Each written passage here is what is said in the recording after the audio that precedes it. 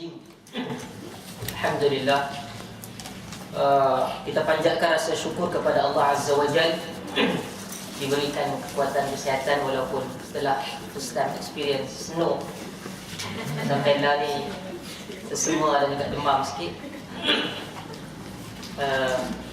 Dan kita insyaAllah menyambung kembali kuliah tafsir kita. Dan sebelum saya menyambung, saya ingin mungkin menerangkan beberapa handout ataupun attachment yang telah dihantar pada petang tadi. Ya, petang.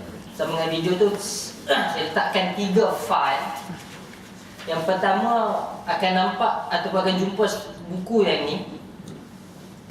Dia ada English dan Arab sekali. Taisir Al-Ajrumiyah. Al-Ajrumiyah ni adalah satu kitab paling asas dalam bahasa Arab, belajar bahasa Arab. Tapi di dalam bahasa Arab, tapi kita letakkan juga, saya dapat dibekalkan benda yang ada terjemahan English sekali. Okey. Dari semula Anwa'ul Kalam. Ini benda basic, cukup basic.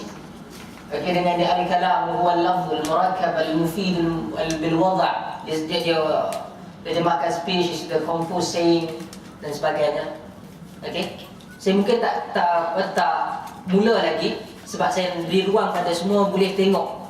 Sebab takut tak boleh, sebab baru saya hantar petang tadi dan tidak ada lagi yang printed handout. So mungkin boleh balik, boleh tengok. Dan dia juga ada 2 gambar. Yang pertama dia pecahkan begini. Yang ni dalam bahasa Arab lah 2. Cuma yang banyak manfaat insyaAllah yang ini. Cuma yang benda ni dia simplified daripada benda ni. Okay. Dan yang ketiga ada satu PDF. PDF dia panjang sikit. Actually tak tahu main mana. Dia buku McGraw-Hill. Okay, dia scan dan dia letakkan semua sekali. Berapa ratus muka surat situ? 161. 161. Ingat. Jadi tak tahu, ini bukan kerja saya lah. Cuba ada orang bagi macam ni tengok. Cuma just insyaAllah boleh tengok. Dan dalam buku tu memang cukup bagus untuk yang beginner. Dia ada macam nak buat ayat. Okey, kalau yang past tense, present tense, dan kemudian yang arahan, boleh tengok satu persatu. Tapi yang penting insyaAllah kita akan tengok yang ini, kita akan lihat yang ini pada insyaAllah pada minggu depan. Okey. Sebab nak mula pun kalau tak ada benda ni takut tak faham. Okey. Dan dia ada lebih kurang, yang this one ada lebih kurang 16 ke 17 muka surat. Dan mungkin boleh buat rujukan, boleh refer dahulu. Mungkin boleh fahamkan dahulu. Ada soalan kita boleh bincang pada kuliah minggu depan yang berkaitan dengan benda. Dia ada banyak lagi. Even saya ada, sama kerja siapa tak tahu, dia scan juga satu buku Qamus Al-Mawrid. Kamus ataupun Mu'jam Al-Mawrid. Okey. Dia ni memang mu'jam ataupun kamus yang daripada bahasa Arab ke English. Yang cukup manfaat. Dia memang yang baru punya, bukan yang jenis kamus Marbawi ke apa. Zaman tu tak ada perkataan-perkataan yang contemporary. Okey. Jadi kalau siapa nak, insya-Allah saya tak tahu, saya boleh email kata ataupun pada minggu depan saya boleh bawa. Boleh ambil daripada mungkin external saya dan sebagainya. Okey. Dan kita menyambung kembali surah. Mungkin ada yang minta saya komen beberapa isu, tak apa, kita lepas daripada ni. Okay. Kita buka pada surah yang kedua dalam juzuk yang ke-28, Suratul Hasyr. Suratul Hasyr, surah yang ke-59. Suratul Hasyr, surah yang ke-59, juzuk ke-28. Surah yang ke-59, juzuk yang ke-28. Dia mempunyai 24 ayat.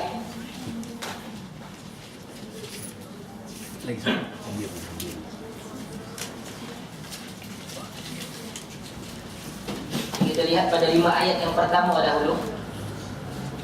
Yang kita boleh baca sikit. Surah Al-Hasyr, surah yang ke-59, tertib ataupun susunan yang ke-59.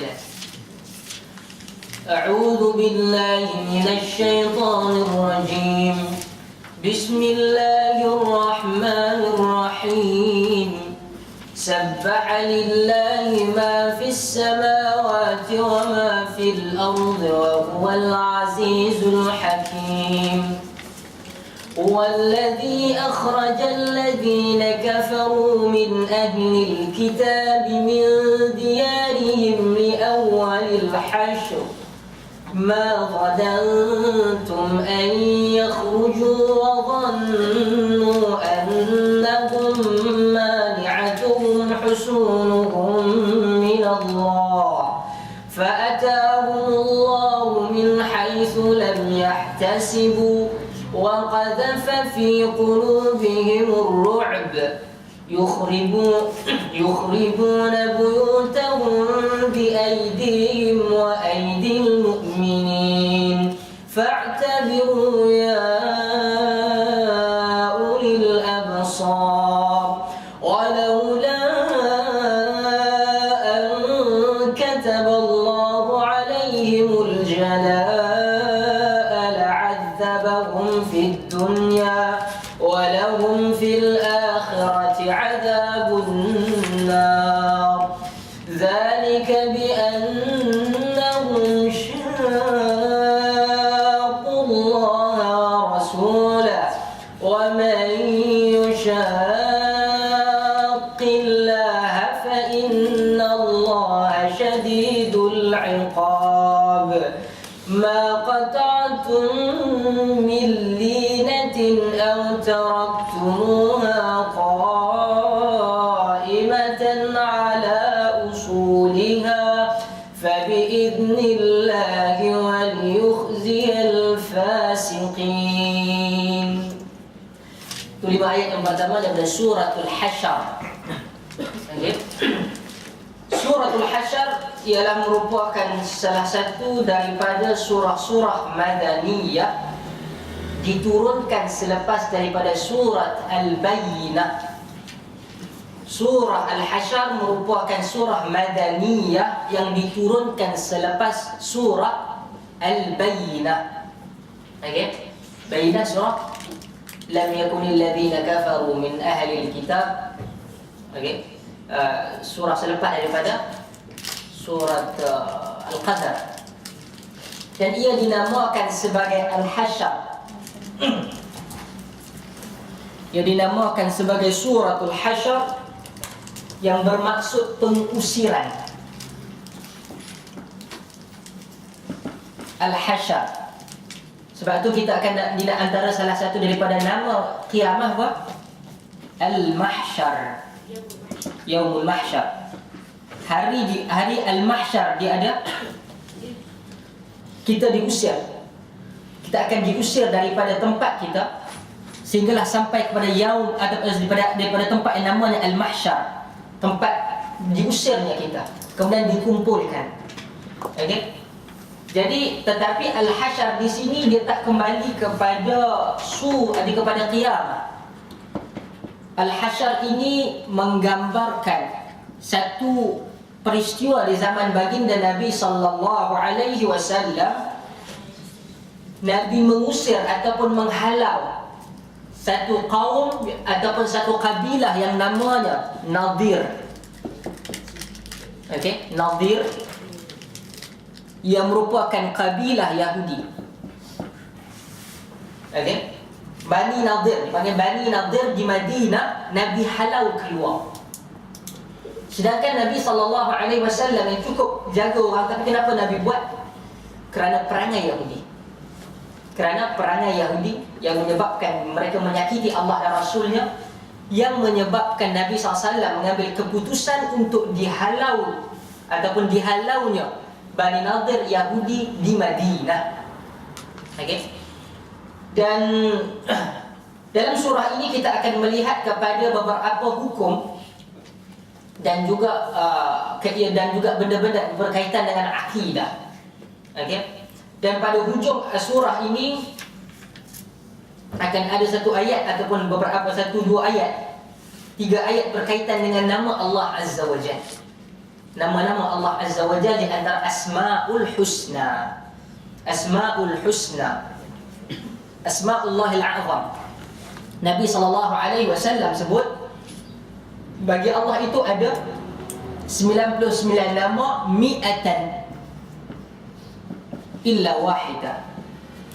Ada 100 kurang 1. 100 kurang 1 iaitu 99 nama. Adakah semua sebut dalam Quran? Tak. Ia ada juga disebutkan dalam hadis baginda Nabi sallallahu alaihi wasallam. Nama Allah tu sebenarnya 99 sahaja ke? Tak. Tetapi yang diajarkan kepada kita, yang sunnah ataupun yang diajarkan dalam sunnah dan juga Quran ada 99.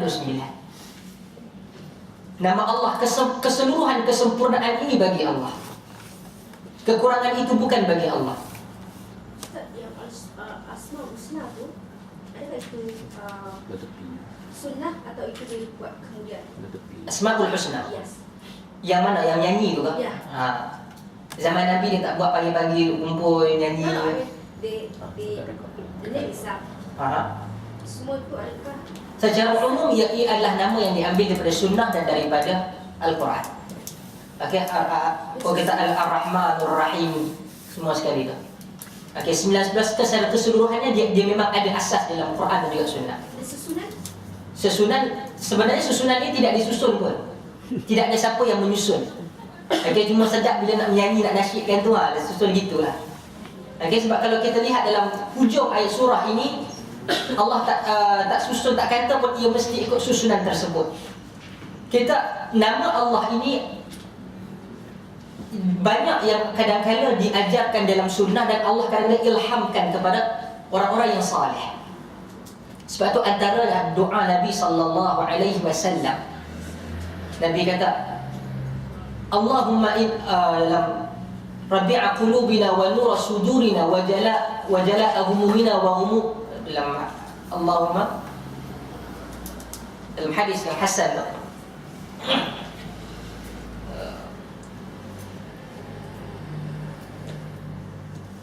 سميت به نفسك أو أنزلته في كتابك أو علمته أحدا من خلقك.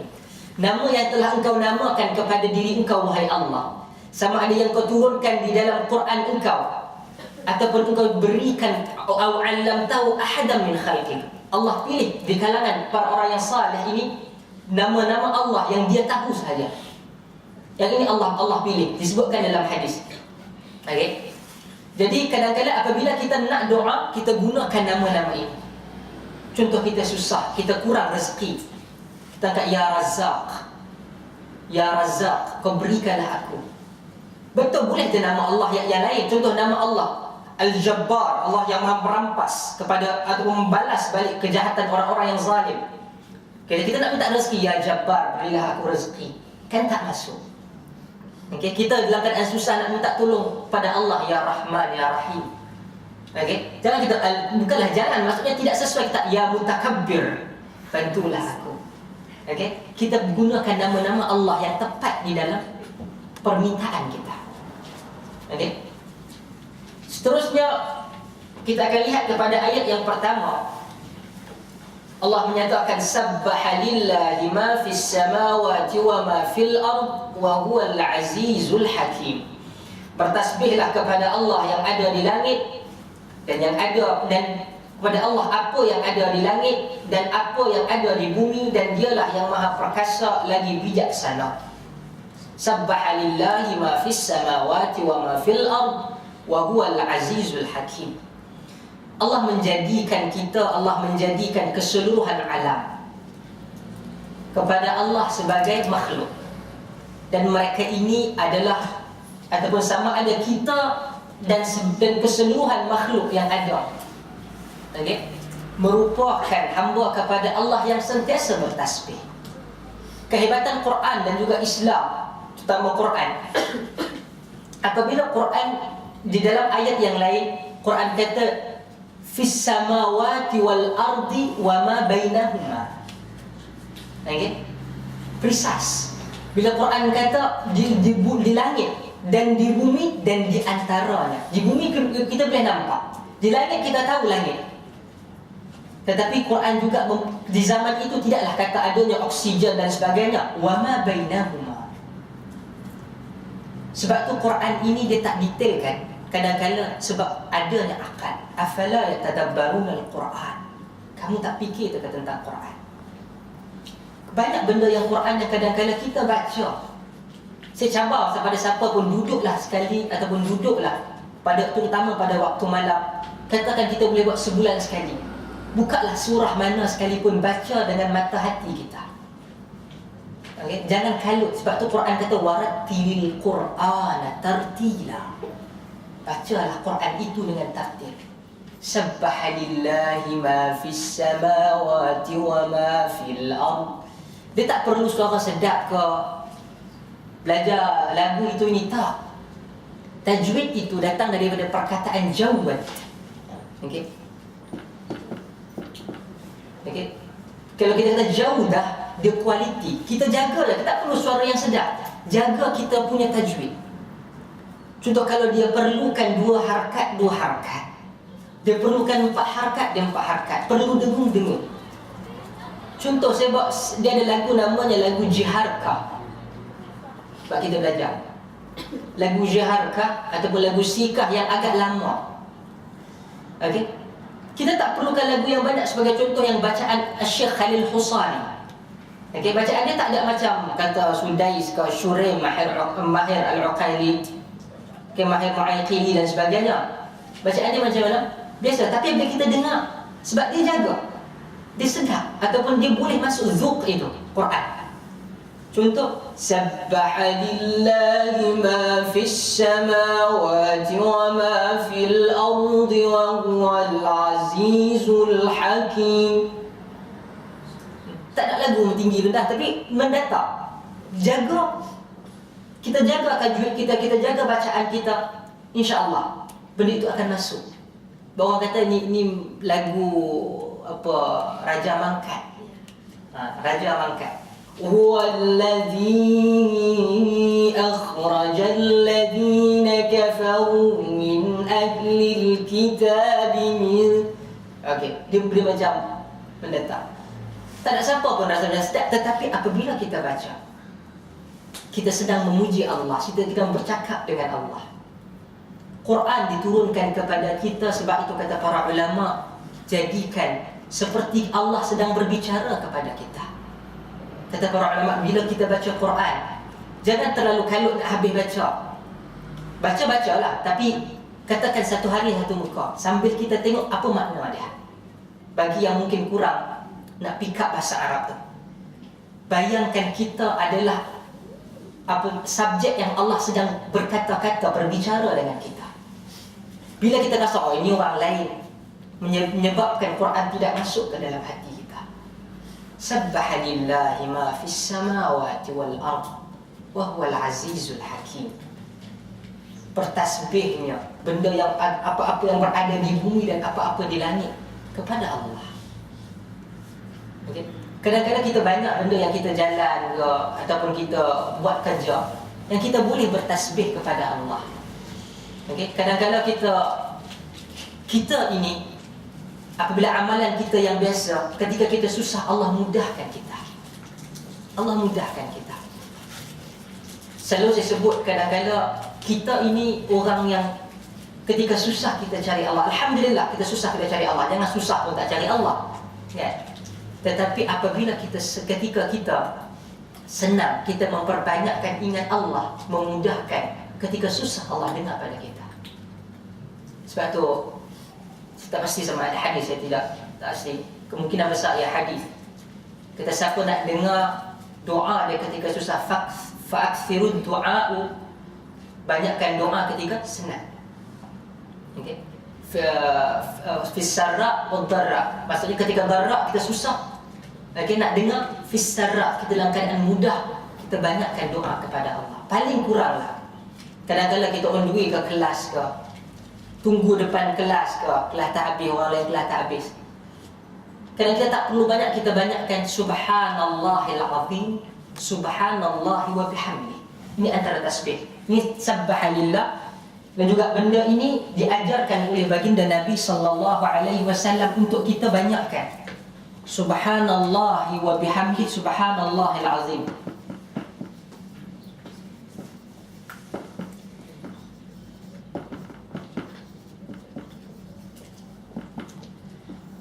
Subhanallah wa bihamdik, subhanallahil azim. Nabi kata apa kelebihan dia? Kalimatan khafifatan 'ala al-lisan wa thaqilatan fil mizan wa habibatan ila rahman. Dua perkataan, dua ayat. Kalimatan, dua kalimat. Khafifatan ala lisan, dia ringan di lidah. Thaqilatan fil mizan, dia berat di timbangan Allah Azza wa Jalla. Wa habibatan ila rahman, yang paling disukai oleh Ar-Rahman, iaitu Allah Azza wa Jalla. Sambil kita drive ke, sambil kita dalam train ke, sambil kita buat apa, subhanallahil azim, subhanallah wa bihamdi, subhanallahil azim, subhanallah wa bihamdi. Ataupun dalam keadaan kita istighfar, yang Allah akan berikan rezeki yang tak sangka-sangka. Allah cukupkan bagi kita segala benda. Istighfar. Okey? Istighfar, iaitu astaghfirullahal azim, ataupun sayyidul istighfar apa? Allahumma anta rabbi la ilaha illa ant khalaqtani wa ana 'abduk wa ana 'ala 'ahdik wa wa'dika mastata'tu a'udzu bika min syarri ma sana'tu abu'u laka bi ni'matika 'alayya wa abu'u bi dhanbi faghfir li fa innahu la yaghfiru dhunuba illa ant. Cuba cari benda ni. Kalau katakan search kat internet sekali sayyidul istighfar, cari makna dia. Okey, makna yang memberikan kepada kita jiwa ataupun nilai seorang hamba. Allahumma anta rabbi, wahai Allah, engkaulah Tuhan aku. Allahumma anta rabbi la ilaha illa ant, tak ada Tuhan melainkan engkau. Khalaqtani, engkau ciptakan aku ya Allah. Nampak sebelum kita nak kata kita salah. Ni sayyidul istighfar. Okay. Apa maksud sayyid? Ketua. Penghulu, ketua, sayyid. Kalau saya sayyidi, wahai encik, tuan-tuan. Atau sayyidul istighfar, penghulu. Dia penghulu. Apa maksud penghulu? Ada tak lebih tinggi daripada penghulu? Penghulu tu bahasa kita lah, penghulu. Okey. Dalam tempat saya tu, kalau Jawa dia wah lurah. Kalau penghulu. Okey. Jadi sayyidul istighfar bermaksud dialah yang paling baik. Begitu juga kita dalam musim Maulidur Rasul. Okey. Siapa tahu berapa banyak version selawat? Pernah dengar selawat tafrijiyah? Pernah dengar selawat syifa? Yes. Okey. Pernah dengar selawat Ibrahimiyah? Tak pernah. Sedangkan selawat Ibrahimiyah inilah yang Nabi kata afdalus salatu alayya. Selawat yang terbaik kepada aku adalah selawat Ibrahimiyah. Kita tak tahu nama, tapi kita selalu baca. Kalau siapa tak reti baca, memang salat dia tak sah. Allahumma salli ala Muhammad wa ala ali Muhammad kama sallaita ala Ibrahim wa ala ali Ibrahim fil alamin innaka Hamidum Majid wa barik ala Muhammad wa ala ali Muhammad kama barakta ala Ibrahim wa ala ali Ibrahim fil alamin innaka Hamidum Majid. Dia banyak version yang Nabi ajar sahih. Tetapi kalau kita sakit, kita baca selawat apa? Selawat syifa. Siapa ajar selawat syifa? Tak ada siapa yang ajar selawat syifa. Nampak tak? Banyak benda apabila kita namakan sayyidul istighfar, kita kata, apa kata baik? Sayyidul istighfar. Kerana dia yang terbaik diajarkan oleh Nabi. Ketika selawat, kita cuba mencari orang yang bawa invention baru terhadap selawat. Ya, para ulama buat. Kalau katakan kita baca selawat syifa, kita akan disembuhkan, bukan? Ataupun diberikan pahala, bukan? Kalau katakan dia yang diajar kepada kita, betul atau tidak? Saya pun malu, jangan takut lah. Ini tak ada hukum, you salah ke? Tak, kita bincang. That's why kita buat Q&A session untuk tanya ustaz, saya tak setuju. Di sini saya rasa kalau ada yang agak tak boleh nak terima perbezaan pandangan, cuba buat gaya pergi ke tandas, lepas tu jangan masuk. Di sini adalah ruang untuk you berbeza pandangan. Asas dia apa? Quran dan juga sunnah. Kita tak ada, siapa boleh berbeza dengan saya, siapa pun boleh tak setuju dengan saya. Saya sebut dulu awal-awal, setiap kali saya sebut, perbezaan kita di atas pemahaman terhadap Quran dan juga sunnah. Bukan kata saya tak setuju dengan ustaz sebab ustaz koyo malam ni. Tak. terulanglah nak kata. Tetapi beza kita atas nas. Saya cabar di manakah adanya nas yang menyatakan selawat syifa. Selawat ini telah diputuskan oleh Jawatan Kuasa Fatwa Negeri Perlis pada tahun 2005 sebagai selawat yang sepatutnya dihindari. Okey. Kerana apa selawat dia? Tak, itu tafridiyah. Allahumma salli ala Muhammad fi tibbil qulubi wa dawaiha. Okey, Allahumma salli ala Muhammadin fi tibbil qulubi wa dawaiha. Di sini yang menjadi perbincangan para ulama. Ada yang menyatakan bahawa takdir muqaddar dan sebagainya. Kita lihat kepada apa yang sebenarnya masalah.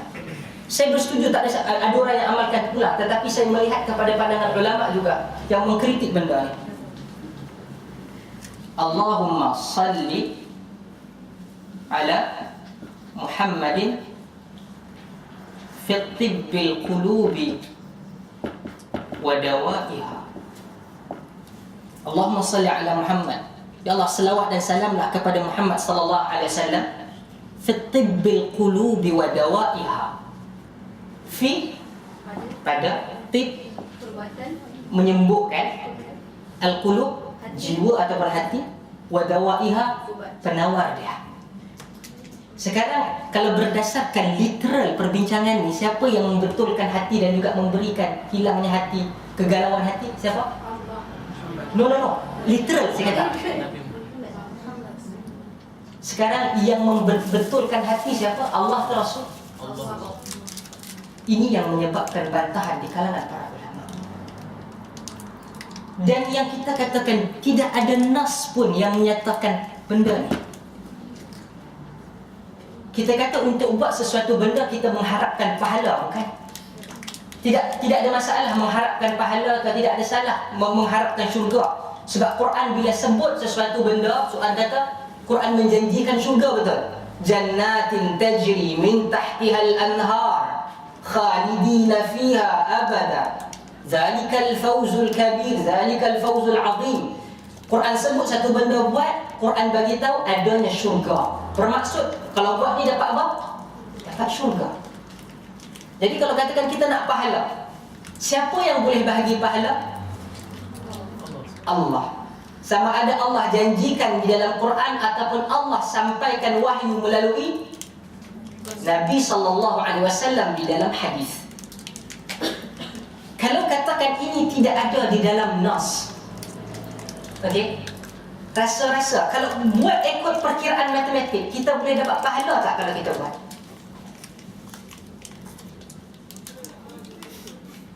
Tak ada pandangan? Ustaz saya hari-hari buat. Ustaz bukan ada unsur syirik ke? Itu saya tak. Okey lah, itu satu syirik yang dah memang membatalkan semua sekali. Kalau katakan ada yang kata okey boleh, ini sebenarnya adalah permainan bahasa di sini, bahasa sastra dan sebagainya.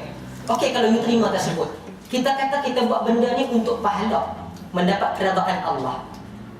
Kalau sampai pada Allah, Allah aku buat ni pasal apa? Tak ada rekod pahala.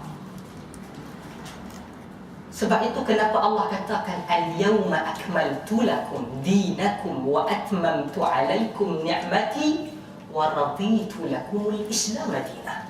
Hari ini aku sempurnakan agama kamu. Apa maksud sempurna? Tak ada kurang. Bermaksud kalau kita kata ini tak ada, memang Nabi tak ajar, tapi saya bantu. Nampak? Kata Al-Imam Malik, kita sedang menyatakan Nabi ini khainur risalah, pengkhianat kepada risalah yang Allah suruh disampaikan. Saya tak larang ini, tapi saya kata kita ada yang lebih baik. Apakah selawat yang paling terbaik? Dah paling terbaik lagi. Selawat tadi Ibrahimiyah, Allahumma salli ala Muhammad wa ala ali Muhammad kama sallaita ala Ibrahim wa ala ali Ibrahim fil alamin innaka Hamidum Majid wa barik ala Muhammad wa ala ali Muhammad kama barakta ala Ibrahim wa ala ali Ibrahim fil alamin innaka Hamidum Majid. Bila Nabi kata itulah yang terbaik, kenapa kita nak pergi kepada benda-benda yang tidak ada nas atau sandaran? Kita buat hadis tadi, selawat tadi itu Ibrahimiyah itu, kalau kita baca confirm kita dapat pahala. Ini tak confirm. Tak ada siapa yang boleh confirmkan kita dapat pahala ataupun tidak. Mungkin ya dan mungkin tidak. Tapi bila cakap selawat tu, selesai. Kita buat maulid Nabi sebagai, tanya ada tak kita baca benda tu? Boleh buat lagu tak? Hampir tak boleh buat lagu. Jadi ini masalah kita. Bila kita duduk di atas agama ini, dua perkara, tanyalah siapa pun. Kita akan kembali kepada Quran dan juga Sunnah. Quran dan juga Sunnah. Bila bincang, that's why bila kita berbincang di atas benda yang bukan asas dia, kita ambil daripada luar, kita masukkan dan kemudian kita bergaduh dengan sesama kita. Oh, pandangan ulama ni, pandangan ulama tu. Ya, pandangan ulama, main mana? Main mana? Okay, kalau kata tak faham, boleh bagi tahu, kita berbincang. Okay? Ia berdasarkan perkataan sabbaha lillah, tasbih. Jadi apa-apa tasbih, zikir apa sekalipun kita boleh buat. Tetapi kita pergi kepada yang telah ada nas dahulu. Nak tambah lain tak pula, tapi pergi kepada nas yang sudah ada, janji Nabi SAW adanya pahala. Seterusnya dalam ayat yang kedua, walladhi akhraja alladhina kafaru min ahli alkitab min diyarihim li awwal alhasyr. Dialah yang mengeluarkan orang-orang kafir di antara ahli kitab daripada diyar, iaitu kampung-kampung mereka pada saat pengusiran kali yang pertama. Okey. Nabi SAW mengusir Bani Nadir daripada Madinah. Bani Nadir ini dia lebih kurang jarak beberapa kilometer daripada tengah Madinah. Okay. Dan dia bersekongkol mengenakan Nabi SAW. Okay. Dan sehinggalah Nabi SAW arahkan mereka keluar, menghalau daripada Madinah. Dan Allah kata, kamu tidak menyangka bahawa mereka akan keluar, dan mereka pun yakin bahawa benteng-benteng mereka akan dapat mempertahankan mereka daripada seksaan Allah. Kita lihat Yahudi ketika itu adalah orang yang kuat. Yahudi ketika itu sampai sekarang orang yang cerdik. Apa yang berlaku, ada dua kabilah besar, Aus dan Khazraj. Semua tahu. Ansar dia terbahagi kepada dua kabilah yang besar, Aus dan Khazraj. Dan Aus dan Khazraj ini dia mempunyai kedua-duanya pemimpin, leader dia yang hebat. Apa yang berlaku, Yahudi duduk tengah-tengah. Yahudi duduk tengah-tengah.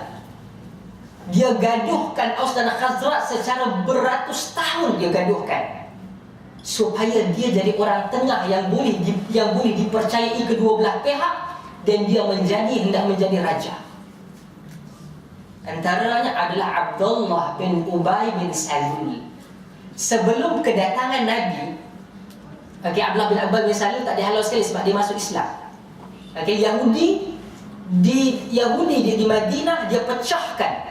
Kalau dia disamakan ataupun disatukan, Aus dan Khazraj, mereka akan naik jadi sebuah masyarakat, komuniti yang kuat. Jadi apa yang berlaku, Yahudi pecahkan keduanya, jadi dia boleh naik. Abdullah bin Ubay bin Salul sebelum Nabi, saat Nabi nak sampai tu, dia dah siapkan dia punya pakaian raja dah. Dia pakai dengan crown dia lah, dengan jubah dan sebagainya, jubah raja. Saat Nabi datang, tak jadi raja dah. Jadi dia orang politik, dia pandai. Dia tengok Nabi, dia takkan boleh kacau. Jadi dia jadi Islam dan dia kacau daripada dalam. Okay. Ini yang menyebabkan, dia tak, bila dia ni menjadi orang tengah di antara Yahudi dan juga di antara kafir Makkah, dia sampai untuk mengganggu Nabi SAW, sehinggalah kita akan lihat tercetusnya perang Ahzab. Perang Ahzab.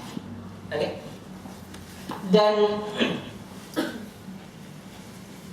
Dan mereka menyangka bahawa mereka ni kuat, dia ni pandai. Ada satu kisah, salah seorang daripada sahabat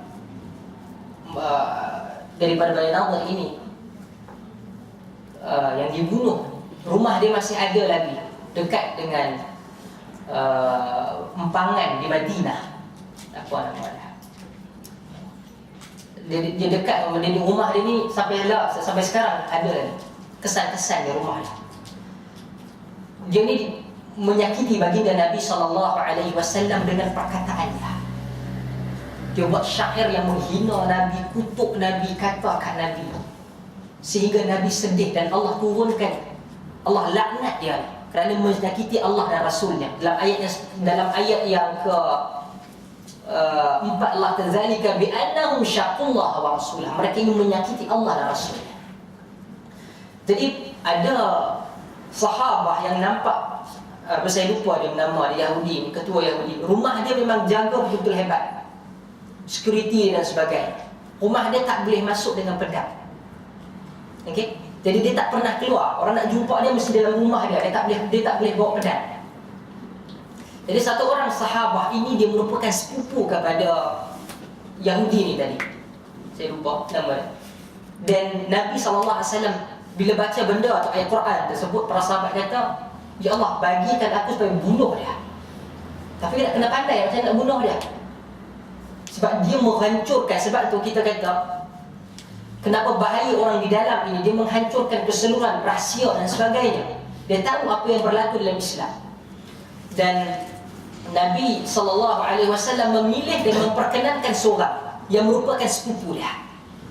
Sepupu dia tadi datang pergi kepada Yahudi ni tadi, ketua Yahudi ni tadi, dan dia kata, aku ni menyampah dengan Rasul, dengan Muhammad.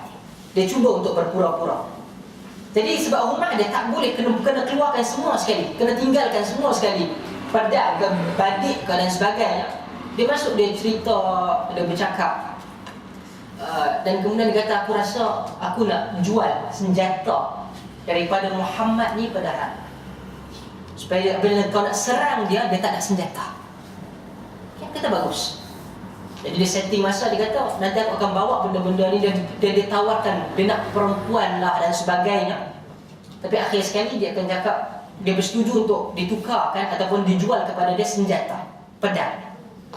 Okay, dia kata, dia ceritalah kenapa dan sebagainya. Bila dia tak ada senjata ni tadi, Yusra, memang dia akan lemah. Dia setuju. Dan dia kata deal tersebut di dalam rumah. Syarat dia, kita tak boleh kat luar rumah. Saya kat luar rumah nampak orang, jadi dia bawa masuk rumah. Jadi oleh kerana ada saudara mara, dan kemudian dia benarkan dan dia membatalkan peraturan asas dia tadi. Okay, supaya jangan bawa pedang bawa masuk, menyebabkan dia sedang membuka pintu untuk kehancuran dia. Banyak riwayat dan ada yang paling masyhur kata deal itu berlaku pada malam pertama perkahwinan dia. Okey, disebutkan dia sampai masuk dan dibawa pedang tersebut bawa masuk dalam, rasa kalau kata nak bunuh dalam, dan isteri dia kata jangan turun. Dia rasa benda yang tak baik. Akhir sekali dia nak bunuh di dalam, tak jadi, tak dapat peluang. Dan dia kata hari yang gembira dan sebagainya, apa kata kita keluar untuk meraihkan benda ni. Arab ni dia kadang dia nak meraihkan ataupun dia nak berkelah. Kelah dia atas atas padang pasir. Itu yang pertama. Kalau yang kedua, kadang-kadang dia buat kawasan, kalau kita kata daripada lebuh raya tu, dia ada kawasan turun ke bawah dan sebagainya, dan dia buat sedikit rumput. Kalau weekend dia nak berkelah, dia kelah kat situ, tepi jalan lebuh raya, sebab ada rumput sikit. Okay? Jadi dibawa keluar dan mereka minum dalam perjalanan. Sahabat tu tadi keluarkan badik dia dan disembelih bahagian tengkuk dia. Okay? Dan Allah takdir kan, dia mati dengan jeritan dia hampir satu Madinah dengar sakit dia. Okay? Dan inilah janji Allah Azza wa Jalla. Bila ketika peperangan Uhud, ada seorang daripada pemimpin Makkah, dia nak bunuh Nabi SAW, dan sehingga akan Nabi marahkan dia. Nabi keluarkan perkataan, Nabi kata, satu hari aku akan bunuh kau. Okay?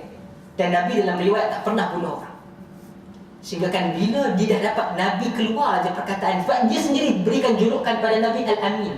Habislah kalau Muhammad kata matilah tu. Matilah tu. Dalam perang Uhud dia berjaya pecahkan 2 gigi depan Nabi. Dan Nabi sempat baling tombak kena sedikit calar daripada dia. Dia pergi depan Abu Sufyan, dia kata, matilah aku matilah, kena bunuh dengan Muhammad. Abu Sufyan berkata, hang baru calak sikit saja, hang dah bergelut macam dah kena bunuh. Kau tahu, Abu Sufyan marah dia. Dalam perjalanan dia mati menggelupur tanpa ada sebarang sebab. Sebab Nabi SAW kata, engkau akan mati. Okay?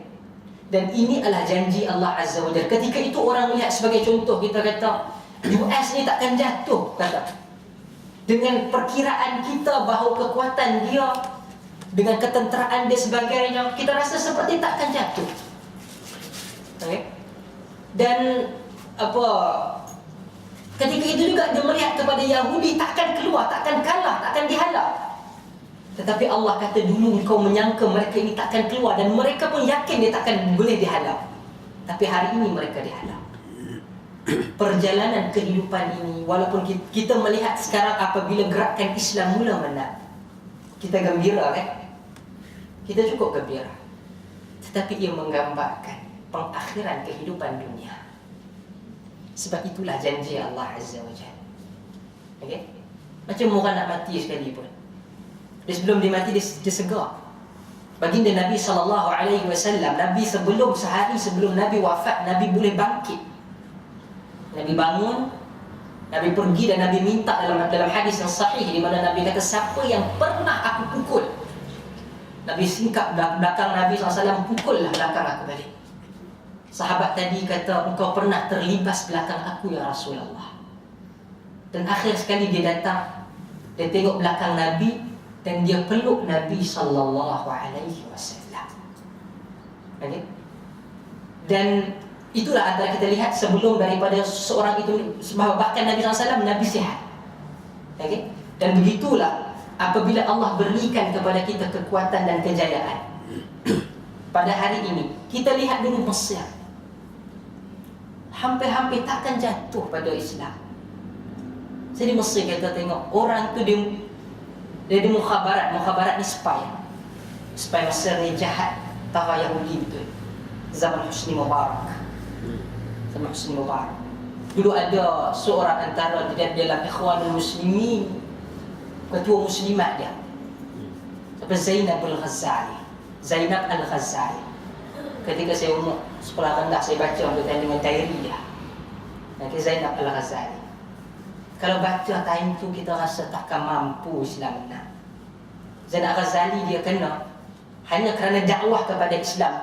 Dia perempuan tua. Dia dah ada anak dan hampir ada cucu. Dia dipegang ataupun dia diikat ke atas. Setiap hari dia kena cemeti 30,000 kali. Okey? 30,000 kali. Dia panjang 3,000 atau 30,000. Okey. Dan sel dia adalah satu sel yang separuh sampai tahap kaki dia, buku lali ataupun lutut dia berair. Means lepas kena dia akan koyak. Dan dia tak boleh diri dan dia tidak boleh duduk. Dia kena dalam keadaan begitu. Perempuan. Diminta ketika tu, dia kata supaya mengaku bahawa dia sedang memberontak nak menjatuhkan kerajaan. Dia kata, aku hanya untuk memberikan. Dia kata, aku takkan masuk politik. Aku hanya nak beri orang faham agama. Tetapi bila orang faham agama dengan jalan sunnah salafus salih, mereka akan mengubah dunia. Ketika tak mampu, sehinggakan anak perempuan menantu dia sedang mengandung 7 bulan, dimasukkan sel yang sama, sehinggakan dia hampir gagal. Seorang ibu, dia hampir gagal dengan begitu. Anak dia kata, kalaulah kami berdua ini mati, kami menunggu ibu di syurga. Memberikan dia semangat yang baru. Perempuan Zainab Al-Ghazali. Bagaimana yang lain dibunuh ataupun sehingga dia hampir antara cubaan dia nak dirogol. Bagi orang tu rasa nak rogol, dia minta supaya rogol. Dia berdiri depan dia, lelaki itu menangis. Dimasukkan supaya anjing supaya gigit dia 4 ekor anjing. Zainab Al-Ghazali rahimahullah, anjing itu tak diberi makan 4 hari. Lari meluru ke arah dia sampai depan dia melutut. Saya dah berkasih. Apabila kita lihat kat sana, saya jumpa dengan satu orang lelaki menjadi imam dekat saya depan tak. Saya diberitahu, saya tak jumpa, saya diberitahu dia sedang jadi imam. Dia beberapa tahun berada di dalam penjara kerana hanya mengajar agama. Okay. Kita lihat tengok ketika pelepasan daripada penjara Israel beberapa ribu, ketika dia diserahkan syahid seorang yang ditangkap oleh Hamas yang muda askar Yahudi, salah seorang daripadanya adalah satu orang lelaki yang dibebaskan selepas 30 tahun. Dia ditangkap ketika dia selepas dia menerima ataupun dia habis akad nikah. Dia akad nikah, Israel serbu tangkap dia. Kali pertama dia jumpa selepas dari itulah keluar dan isteri dia tunggu dia. 30 tahun isteri dia tunggu ketika dia berada di dalam Yahudi punya sel. 30 tahun. Dan lihat bagaimana kalau kita lihat Allah Ta'ala tak berikan kemenangan Palestin itu dulu. Allah membersihkan keseluruhan tepi. Hebat Allah beri. Allah mulakan dengan Mesir. Mesir ini memang syakik, adik-beradik kandung Yahudi lah kata. Okay. Dia boleh, kalau kata di kawasan border Rafah antara Mesir dengan Palestin, dia buat dua, sama ada dia letakkan bom masuk daripada Gaza, dia keluar ikut terowong, dia lepaskan gas beracun. Ada kadang-kadang mereka yang terpaksa masukkan kambing untuk tempat memang penjara besar dunia. Okey, dilepaskan beracun, semua mati dia kata. Kadang diletakkan ketika dia masukkan bom dan dia tutup semua. Kadang mati dalam bawah tanah terowong buat sendiri. Kita lihat bagaimana berlaku di Tunisia. Bagaimana berlaku di beberapa negara Arab yang kadang-kadang kita tak pernah tahu ataupun kita tak pernah terbayang dia akan jatuh secepat tu. Okey? Muammar Gaddafi antara golongan anti hadis. Jadi buka buku dia, Green Book tu, buku hijau dia. Okey, itu menggambarkan beberapa benda yang menggambarkan dia anti hadis, yang dia tak semua juz'i. Separuh dia ada benda, ada hadis yang dia suka, yang dia rasa benda ni tak masuk akal dia buang. Okey. Dalam salah satu daripada yang saya baca, dia pernah membunuh salah seorang daripada musuh, tak tahu musuh politik, tapi dia ni adalah NGO lah, pemimpin NGO dia di Libya. Tahu dia bunuh di mana? Ketika dia sedang berwukuf di Arafah. Dia hantar dia assassinate Muhammad tu ketika dia sedang berwukuf di Arafah. Itu dia bilang. Sebab bila mati dia akan kata apa, oh mati orang tua di Arafah dan sebagainya. Bahkan ada di kalangan Arab pemimpin jahat ini tadi, kita lihat bagaimana Allah buat terlalu simple. Kalau kita dapat gerakan mungkin kata 10 tahun kita akan bergerak, 20 tahun kita akan bergerak. Tapi bila Allah kata macam mana Yahudi ni, kita tak tahu.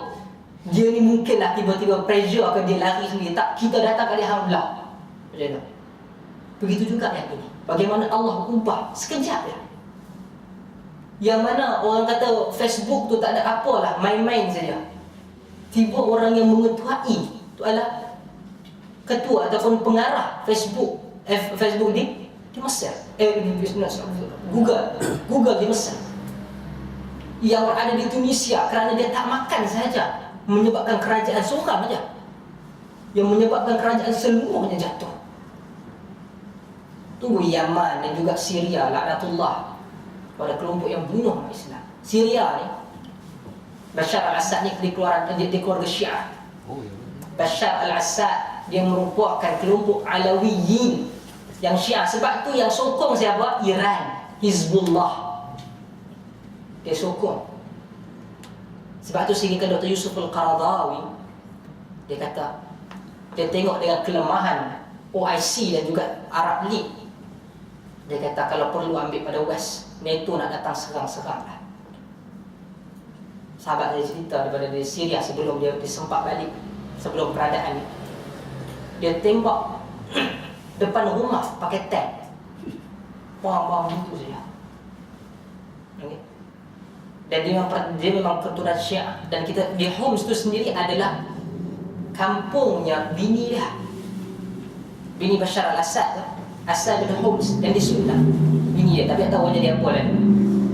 Dan dia adalah Syiah, dia bunuh. Dia Sunnah, dia memang terlalu jahat. Jamal Abdul Nasir, Husni Mubarak, dia bunuh orang macam tu, ataupun dia penjarakan. Pilihan raya dia boleh menang 99%. Sampai kenyataan kontroversi Dr. Yusuf Al-Qaradawi, bukan kerana dia cakap tadi dia maksudkan melampau sangat, menipu. Kata kalau hang buat macam ni Allah turun bergalah. Para ulama bantahlah pandangan dia, perkataan dia tersebut. Tetapi menggambarkan menipu betul. Dan ni yang sekarang kata ada demokrasi pun yang keluar rasanya 60% yang paling tinggi. Hang time tu dia boleh menang 99%. Husni Mubarak. Okay?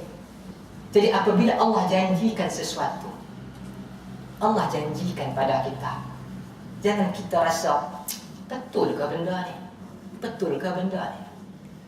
Cuba cari pada hari ini apa yang ada dalam Al-Quran yang tidak benar. Secara saintifiknya ke secara apa sekalipun Allah sebut dalam Quran, hari ini orang sedar, oh ini yang Quran sebut. Quran bukan buku sains, tetapi Quran membawa fakta untuk kita beriman kepada Allah. Okay? Sebab itu kita beriman dengan benda yang ghaib. Sebab itu kita tak fahamlah benda ni, jadi kita tak boleh.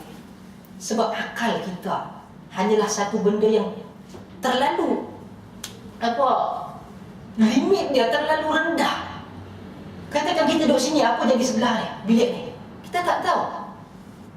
Tapi Allah Ta'ala menyusun semua ini. Allah beri kita terlalu banyak perkara. Bayangkan, subhanallahil azim, subhanallahi wa bihamdi. Allah berikan kita pahala yang banyak, berat. Khafifatanya al lisan, senang kita nak sebut, tapi berat di sisi Allah Azza wa Jalla. Okay? Sebab itu kenal Allah melalui Al-Quran dan juga As-Sunnah. Mengenal Allah bukan dengan menggunakan falsafah, tak. Kita datang, kita bincang orang falsafah nak kenal Allah, tak. Tak mungkin satu orang boleh kenal Allah melalui hanya falsafah ke, selain, bukan saja falsafah, selain daripada Quran dan juga Sunnah. Siapa yang kenal Allah? Sudah tentu Allah sendiri dan juga baginda Nabi SAW. Betul, oh barat tak boleh gini lah, barat bercakap kita kena yang Nabi SAW temui di zaman itu orang yang lebih teruk. Kita jumpa dengan orang yang ada akal, yang ada academic background yang cukup kukuh. Nabi jumpa dengan Badui, okay? Yang tak tahu apa, betul-betul tak tahu apa. Nabi cakap kat dia, Nabi ajarkan Islam. Setengah hari dia balik, dia Islamkan satu kampung dia. Kita belajar masuk subjek akidah, tafsir, hadis, apa semua, satu pun tak pernah nak Islamkan. Sebab apa? Kita tak mengikut manhaj baginda Nabi SAW. Kita pergi ke orang, Nabi tak pergi cari gaduh dengan orang. Nabi kata tentang Islam, Nabi cerita tentang Islam. Kita nak sayang Nabi sebagai contoh. Kita buat apa? Ikut sunnah. Tapi itukah realiti kita? Hari ini Nabi SAW banyak diingati berbanding diikuti. Nabi SAW terlalu banyak diingati. Kita tak kata tak bagus, tetapi berapa banyak yang ikut? Siapa yang tahu ataupun mengamalkan, contohlah sunnah yang paling wajib, sunnah di dalam salat. Belajar tak sifat salat Nabi sebagai contoh? Okay? Ada tak katakan nijot siapa yang kali pertama dengan cara sembahyang Nabi berdasarkan hadis, bukan pergi tengok dekat gambar atau cara? Okay? Saya yakin kebanyakan kita tak pernah. Okay? Ada tak bagaimana kita rukuk? Kita rukuk. Tangan tak kat mana? Selain pada lutut boleh atau tidak? Nabi SAW, para sahabat cerita, Nabi seperti menggenggam kepala lutut. Seperti menggenggam kepala lutut. Okay? Ketika duduknya Nabi, ketika gerakkan jari ataupun mengangkat bila, angkat jari, ketika salat sujudnya Nabi, ketika bacaan Nabi, ketika selepas takbiratul ihram Nabi baca istiftah apa, kita sekadar ikut, sedangkan ini sunnah. Sebab tu saya katakan, sunnah itu terlalu banyak ditinggalkan berbanding peribadi Nabi SAW. Selalu dikatakan, diceritakan, dinyanyikan, diitukan, diinikan. Saya nak tanya, bukanlah kerana ada semalam ke ataupun kemarin ke dan sebagainya. Kita sendiri di Malaysia, ataupun kita menyambut sambutan kelahiran baginda Nabi SAW. Setuju tak kalau saya katakan bahawa orang yang paling kenal ataupun orang yang paling sayang dengan Nabi itu adalah para sahabat? Setuju ataupun tidak? Kan dia kata tak ada, saya lebih sayang daripada Abu Bakar. Saya yakin semua sini setuju. Tapi pernah tak Abu Bakar, Umar, Uthman, Ali dan para sahabat yang lain buat birthday party Nabi? Ada ataupun tidak? Apabila kita buat sambutan kepada Nabi, itu agama ke itu sekadar sambutan kenegaraan? Nabi itu sendiri adalah agama. Jadi bila kita deal dengan Nabi, kita deal dengan apa yang perlu kita deal dengan agama. Nampak? Apabila Nabi SAW, macam mana kita nak sayang? Katanya, oleh kalau macam tu Ustaz kata, saya nak kod, jangan salah faham. Sebab banyak kan saya, bila saya cakap cara umum, orang kata, Ustaz kata malam maulid Rasul bid'ah. Dah. Saya tak kata. Saya tak kata. Saya rekod. Sambutan Maulidur Rasul sallallahu alaihi wasallam al-sunnah dengan cara yang tepat. Dengan cara yang tepat. Selalu kita kalau sambut Nabi, kelahiran Nabi, kita buat macam mana? Benda paling mudah kita kata berzanji lah, apa dah berlarut, apa berharap dan sebagainya. Hotline sign. Tak kisahlah apa sekalipun. Adakah dengan kita menyanyi, dengan kita berjalan, tambah sunnah ataupun tambah iman kita pada Nabi? Kerana apa? Kita diajarkan supaya sayang Nabi dan ikut Nabi. Nak sayang kat Nabi, dia ada dua prasyarat utama. Ini sahaja yang boleh menyebabkan kita sayang pada Nabi. Yang pertama al-hub, yang kedua al-ittiba'. Al-hub maksud dia habibi, saya kata apa? Kekasih saya. Hub maksud sayang, cinta. Cinta kat Nabi. Cukup ke sahaja kita cinta kat Nabi? Kalau kita kata saya cinta kat Nabi, saya suka kat Nabi, saya sayang kat Nabi, cukup ke? Kenapa tak cukup? Saya dah sayang, saya menyanyi. Apa, saya shuffling ke, tak kisahlah. Dengan Nabi, ketika menyanyi tentang Nabi, tak cukup. Kenapa tak cukup? Siapakah orang, kalau ketika Nabi SAW lahir, siapakah orang yang pertama meraihkan kelahiran Nabi? Abu Lahab. Kalau nak ikut sunnah Maulid Rasul, sunnah siapa? Abu Lahab. Lahirnya Nabi SAW, dia sembelih 100 ekor unta, bukan kambing lah. Kita satu kambing, dua kambing, pihak surau masjid akan fikir, aduh mak, habis. Itu bukan kambing saja, nak masak lagi, nak panggil orang tu lagi, nak apa semua. Abu Lahab potong 100 ekor unta. Dia buka pakaian dia bagikan orang yang berikan berita gembira tersebut. Abu Talib sayang, tapi dia ikut tak Nabi, itibak tak Nabi? Dia selamat tak? Abu Talib Dia cinta kat Nabi. Okey, dia tak bagi orang buat apa-apa kat Nabi, tapi dia ikut Nabi tak? Dia masuk Islam tak? Lain ni dia di syurga ataupun di neraka? Di neraka. Bermaksud disebut dan tidak sah. Saya dah dengar riwayat cakap akhirnya dia ke syurga kan. Tak. Hanya orang yang menyatakan asyhadu an la ilaha illallah wa anna muhammadar rasulullah sahaja masuk syurga. Sebab itu Nabi sallallahu alaihi wasallam fras.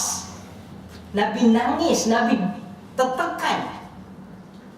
Allah turunkan ayat kepada Nabi, innaka lan tahdi man ahbabt walakinnallaha yahdi man yasha. Saya tahu sebab dulu kita dakwah beberapa kawan yang belajar agama pergi clubbing. Kelas dengan saya Quran Sunnah, Bismillah tu foundation. Dia pergi kelab dan dia suka dan dia bangga. Saya cuba untuk dia dan akhirnya saya fras. Kenapa tak boleh bawa dia? Saya berada di Mekah dan syekh saya kata innaka lan tahdi man ahbabta walakinnallaha yahdi man yasha. Kau tak berikan kepada orang itu hidayah, tetapi Allah beri kepada siapa yang Allah nak. Al-hub tak cukup. Ada tak orang sudi ikut Nabi tapi tak cinta? Siapa? Abdullah bin Ubay bin Salul. Nabi salat, dia salat tak? Dia salat sebab dia munafik. Tapi dia cinta kat Nabi tak? Tak. Untuk kata kita sayang kat Nabi bukan sahaja hub, ittiba'. Ikut Nabi. Nabi buat bagaimana nak sayang Nabi, ikut cara nak sayang Nabi.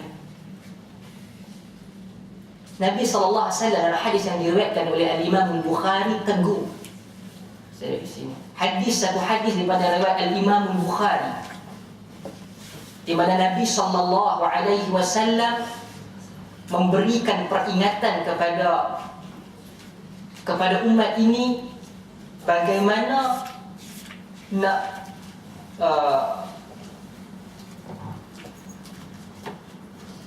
tak dalam hadis yang diriwayatkan Al-Imam Al-Bukhari, Nabi kata la tutruni kama atratin nasara ibn Maryam fa innama ana abduhu faqulu Abdullah wa rasul. Janganlah kamu mengisra. Isra ni maksud dia melampaui batas dalam memuji Nabi sallallahu alaihi wasallam. Kita buat syair sampai melampau-lampau sehingga kadang-kadang melampaui tahap Nabi SAW itu manusia. Muhammadin fi tibbil qulubi wa dawaiha. Ya, kita sayang. Adakah kita nak kata saya buat macam ni menggambarkan saya lebih sayang kepada Nabi SAW? Takkan Abu Bakar tak pandai? Sedangkan orang yang selepas Nabi terbaik akan masuk syurga adalah siapa? Abu Bakar. Logik itu kita boleh guna. Bukanlah saya kata ustaz ni kritik orang menyanyi-nyanyi. Ya, ustaz bukan tahu pun benda-benda. Siapa kata kita tak tahu? Sebab saya tahu, saya kritik. Ustaz, kalau adakah ia berdosa, Ustaz? Saya tidak sampai kepada tahap berdosa. Saya tak hukum, saya bukan tak sampai berdosa. Saya kata saya tidak sampai kepada tahap untuk you berdosa, you berdosa. Saya berikan kita faham. Apakah prinsip? Tapi adakah itu salah? You tanya pada saya kata salah. Saya akan kata salah. Kerana apabila kita sayang kepada Nabi, kita ikut Nabi, kita akan sampai pada satu tahap apakah petunjuk salaf, apakah petunjuk para sahabat nak sayang kat Nabi. Adakah kita ini akan sampai? Sebab tu kata Abdullah bin Mas'ud, man istanna falyastanna alladhi biman qad mat fa innal hayya la tu'manu minal fitnah. Siapa nak ikut sunnah, ikutlah sunnah orang yang telah mati. Iaitu Abdullah bin Mas'ud mengarahkan kepada para sahabat. Kerana orang yang hidup selepas daripada para sahabat tidak aman daripada fitnah. Inilah kita katakan fitnah ni dia bukan sahaja tuduh orang dah. Baca dalam ayat surah Al-Baqarah, Allah kata wal fitnatu ashaddu min al-qatl. Ayat wal fitnatu akbaru min al-qatl. Apa makna fitnah? Apakah maksud fitnah? Fitnah di situ kata Al-Hafidh Ibn Katsir dalam Tafsir Quran Al-Azim, benda yang boleh menggugah iman seseorang. Bayangkan kita tengok benda baik, tetapi apakah fakta sebenarnya? Saya tak kata you pergi akan berdosa, tetapi nilai dahulu. Ustaz mungkin tak pandai lah, mungkin tak join sebab suara tak sedap ke apa. Saya belajar, sebab tu saya tahu. Kata abtadi'ul imla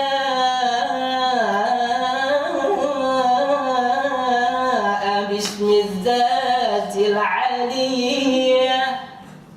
Kita tak tahu, ya tahu. Kerana kita tahu kita kritik.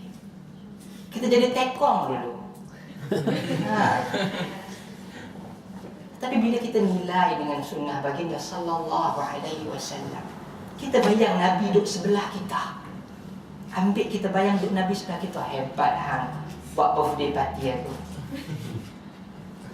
Sebab itu kata para ulama, antaranya Dr. Muhammad Abu Faris, doktor pakar dalam bidang Quran hadis di Jordan, ketika mengulas kenapa Sayyiduna Umar Al-Khattab tidak mengambil permulaan hijrah, permulaan tahun Islam dimula bila permulaannya hijrah bagi Nabi sallallahu alaihi wasallam.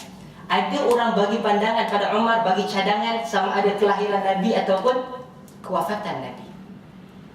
Kata para ulama, kenapa tidak diambil kelahiran Nabi supaya orang tidak menjadikan kelahiran Nabi seperti kelahiran Jesus. Jesus. Tengok, dia ambil hari apa? Kelahiran dia. That's why kita boleh tengok salah satu daripada video Tuan Guru ni Abdul Aziz Nikmat dalam khutbah dia di Kedah. Dia kata sambutan Maulid itu menyerupai, pergi buka YouTube cari lah. Dia sebut dalam khutbah dia, kita nak cuba lawan Kristian. Siapakah orang yang pertama menyambut Maulidur Rasul? Saya tak kisah you nak buat sambutan Maulidur Rasul, buat kuliah, buat ceramah yang orang boleh sayang kat Nabi. Melihat bagaimana Nabi sallallahu alaihi wasallam membawa bebanan dakwah, tak ada masalah. Tak ada masalah. Para ulama hampir keseluruhannya bersetuju.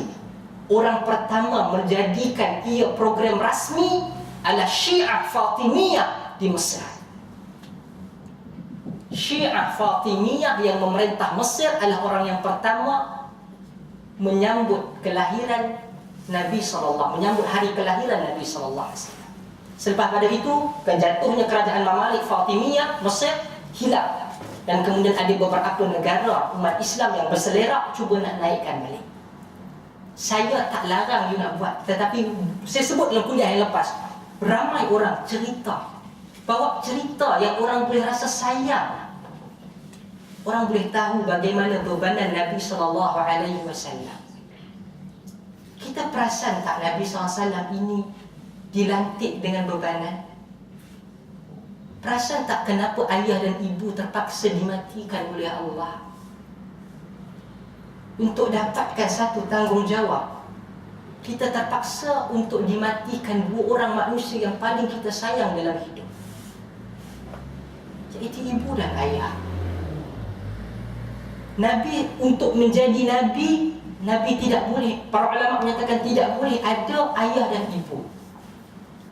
Sebab untuk orang tahu ia datang daripada Allah semata. Kalau ada ayah dan ibu, baik ambil Abdullah. Dia jadi hari ini kerana bapa dia lah yang dia didik. Jadi buat apa nak ambil anak dia? Betul atau tidak? Begitu juga kepada ibu dia.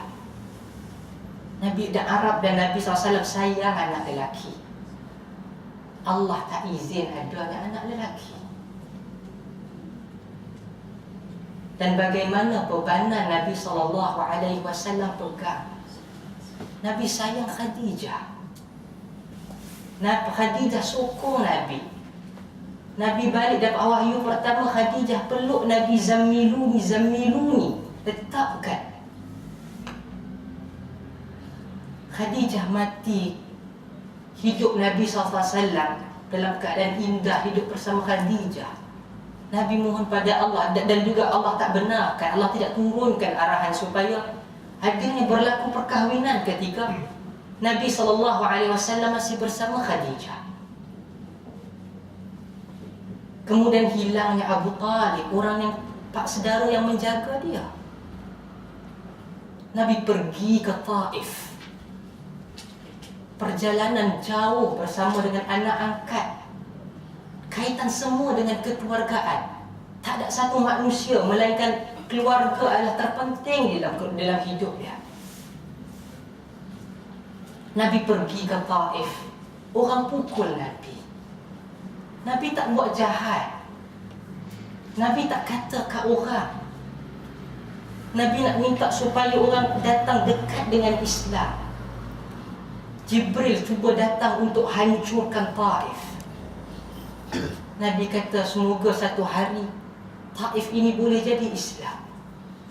Ketika berlakunya peristiwa riddah di zaman Sayyidina Abu Bakar, tragedi murtad berlaku di semua tanah jajahan Islam melainkan Taif sahaja tak. Keberkatan doa baginda Nabi SAW. Tetapi bebanan Nabi,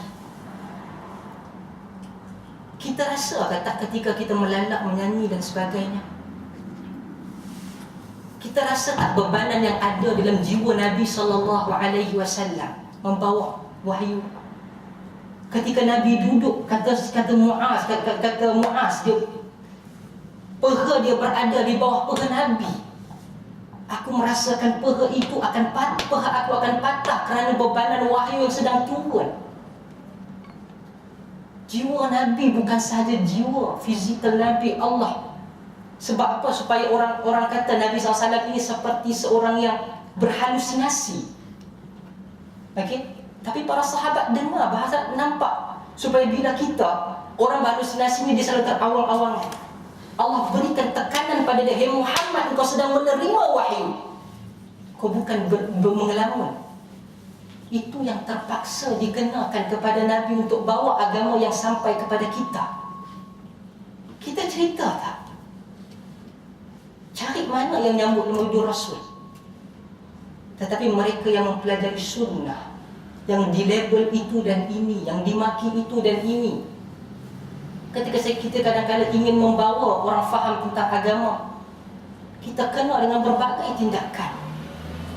Adakah kita bawa benda ini? Adakah kita bawa kefahaman, kesedaran bahawa baginda SAW menanggung semua ini? Demi Allah, kita tidak ada kepentingan apa dalam mengkritik, tetapi sayangnya kita kepada SAW. Kita berjalan di atas muka bumi, pengakhiran kita akhirat. Sahabat-sahabat sekalian, kita terikat agama kita dengan Allah, dengan junjungan besar baginda SAW. Bukalah Quran, bukalah sunnah, kita akan nampak bagaimana kehebatan Quran, bagaimana kehebatan satu peribadi yang menanggung bebanannya. Dapatkah kita habis? Semua kita nak buat gaya kita. Kenapa kita terlalu gelujuh untuk faham agama, nak bawa agama dengan kefahaman kita, bukan dengan kefahaman Nabi dan sahabat? Siapa kita untuk memahami agama ini selain daripada kefahaman Nabi dan juga sahabat? Sedarlah kita akan bawa di hadapan Allah amalan. Allah sebut dalam Quran dalam surah Az-Zumar ayat yang ketiga, bila Allah Ta'ala jumpa dengan kelompok-kelompok yang menyatakan bahawa mereka ini beribadat cara mereka kepada Allah, apa dia kata? Liyuqarribuna ilallahi zulfa. Kami ini nak dekat dengan Allah, kami nak makin sayang pada Nabi. Amalan ini diterima apabila ia mengikuti Nabi SAW. Saya mungkin tak banyak amal, tapi bila dapat depan Allah, saya kata ini yang saya baca hadis Nabi. Kalau sahabat-sahabat sekalian berada di hadapan Allah, you buat banyak benda ni, siapa aja? Nabi aku ada ajar? Adakah kita faham atau adakah kita sedar bahawa kita takkan diterima melainkan hanya apa yang diajarkan oleh Allah dan Rasul? Adakah kita kata kita create kita punya sendiri dan kemudian kita minta demand daripada Allah pahala? Masuk akal tak? Berapa banyak sunnah Nabi SAW yang kita tinggalkan dan kita ambil sunnah orang selain daripada Nabi dan sahabat, dan kita nak minta balasan di hadapan Allah. Kalaulah saya berdakwah hanya untuk kemasyhuran, saya tak pergi kritik orang. Saya boleh taranum, saya boleh berlagu apa semua, apa-apa lagu you bagi, kita boleh. Tetapi sayang dan ikutnya kita kepada baginda sallallahu alaihi wasallam lebih utama daripada itu. Biarlah manusia keseluruhannya menolak, tetapi Allah dan Rasul bersama dengan kita. Inilah kami yang belajar di dalam Quran dan Sunnah berdasarkan manhaj para sahabah berpegang. Saya tak mula dengan orang semua senyum, baguslah ustaz ceramah. Tak ada. Tapi ustaz, macam semalam mereka Saya tak kata malam okay. lagu-lagukan ni kan, lagu-lagukan selawat semua tu. Tapi ustaz, bila kita sayang kat seseorang ni, kita sayang ke friend ustaz, kita bagi lagu kat dia ustaz. Kita sayang girlfriend ke soalan ni. Semalam saya dengar direct from person yang menghadiri Maulidur Rasul. Maulid semalam. Dia cakap Saya hadir di sana. Saya pun ada. Yeah, I mean, first hand punya information, yeah. She said to me, that I feel really like macam Nak share? no, it's like she feel like sangat meresap kat dalam, and then dia almost tak nangis. She never felt such a feeling before. That's why dia kata macam I don't think that thing is wrong. You understand that? So if I said Ustaz cakap itu adalah macam salah, maksudnya Ustaz telah macam as if you say that hiburan itu dah fitrah kita kepada hiburan tu macam dihalang. Ustaz, tak. Sedangkan macam itu setiap manusia tu macam naluri dia suka kepada hiburan. Bermaksud kita kata ia boleh sampai kepada jiwa. Yes. Emosi. Saya nak kata majoriti, terutama perempuan, kalau tengok cerita Korea menangis tak? Adakah kita nak kata cerita Korea itu benar? Ombak rindu. Betul, ombak rindu. Saya ada kawan lelaki. Alif ni. Kawan saya ramai. Ombak rindu. Siap-siap tak tahu dia bawa dengan satu. Adakah kita nak kata ombak rindu benar? Ia bukan berkaitan jiwa resah ataupun tidak. Agama ini terikat kepada Allah dan Rasul. Kalaulah kata begitu, besok saya buat style lain. Apa style lagi? Bagilah cadangan. Balada, irama Malaysia. Orang menangis. Adakah kita nak kata dia benar? Ustaz, Scotland Ustaz. Malam ada lagu Scotland. Benar ke salah? Ni ada satu cara yang Impact, boleh ya, give impact. Maksudnya kalau Ustaz kata tak boleh, maksudnya Ustaz menolak dah lah, nasyid pun tak boleh lah sebenarnya. Saya tak kata nasyid tak boleh. Dia boleh Apa konsep beza agama, Ustaz? konsep lagu ni. Beza dia, nasyid you cakap pasal siapa? Allah. You ada sebut katakan ia sebagai itu sebahagian daripada agama ke? It means pertama saya memang tak suka nasyid. Okay. Saya terus terang, saya tak terima. Tetapi kalau kata hiburan, saya belajar musik. Okey, saya belajar musik. Okey, saya tengah try untuk belajar piano dan dulu nak try gitar dan akhirnya sakit tangan saya tinggal. Okey. Saya tak tolak. Tetapi bila you kata agama, nas dia mana? Saya tak kata agama. Memang it's you, it's not you. It's not literally you. Okay? Yang masa nas yang berada tu masa there was a wedding Okay. prophet time. Masa tu adanya perempuan main alat Okay. muzik. But Rasulullah cuma cakap dia cuma sekatkan pada cakap dengan bila ada satu perkataan cakap Rasulullah dalam nyanyian dia cakap Rasulullah lah yang akan mengetahui Okay. hari esok. Itu saja yang Rasulullah ban. The rest continue, that's it. So that's it. Maksudnya kat sini hiburan itu dibenarkan. Okay. apabila ia bukan berkaitan hiburan. Apabila anda tarik agama untuk jadi hiburan, that's why saya kata saya lebih suka kalau katakan lagu-lagu konvensional biasa. Okey, katalah lagu-lagu Zainal Abidin berkaitan dengan hijau ke. Kadang-kadang lagu seperti Jacqueline Victor, Gemilang. Bukan saya tak kata kerana vokal dia A ataupun E ataupun I. Okey, tetapi maksud dia lebih baik daripada sebut satu perempuan nama, engkaulah bunga, engkaulah matahari, tapi guna nama agama. Itu yang saya bantah. Apabila you kata tentang agama, saya tak kisah kalau you nak buat lagu tentang Nabi. Okey, Nabi engkau lah cahaya, kau tak ada apa. Tetapi bila datang kata ia sebagai satu gambaran semalam adalah membayangkan dia agama, betul? Betul atau tidak? Setuju atau tidak? You tak setuju? Ia adalah agama maksud Ustaz. Macam mana? Perbuatan menyambut padu rasa itu satu agama. Maksudnya Ya.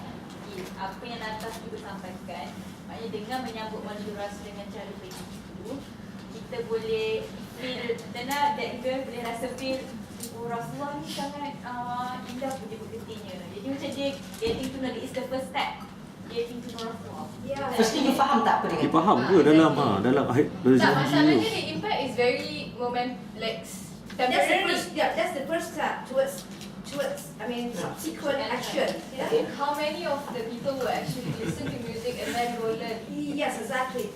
But that's my question, how many will That's my question. It's like if I go, yeah, I'll feel oh my gosh. But then I don't bring back anything, I don't know exactly what were they singing, but I just feel oh okay, macam wow.